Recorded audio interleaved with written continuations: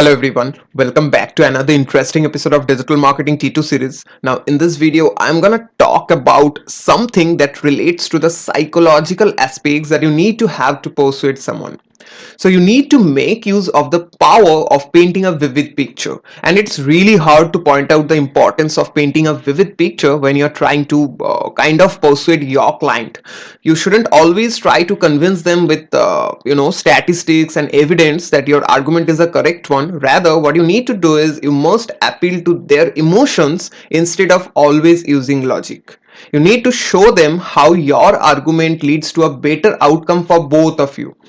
It's not about one of you, it's about both of you, right? So you should paint a vivid picture of the outcome. The truth is that people are much less rational than they think, right? So they are much more driven by their emotions and their subconscious desires.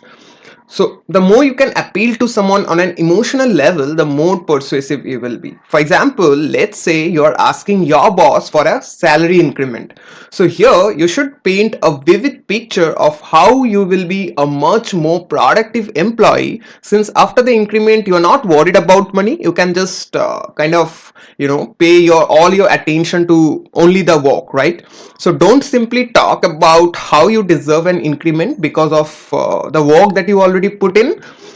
Your boss will be much more convinced if you can appeal to an emotional level than if you simply if you appeal based on some facts, right? So your overall goal should be to paint a vivid picture of the good life. You need to show others how the ultimate outcome of your argument is truly good for them. The more you can paint a vivid picture of how you can help someone achieve a good life, the more are the chances of you persuading them. So that's what I wanted to share with you. Thanks for watching. I will catch you in the next one.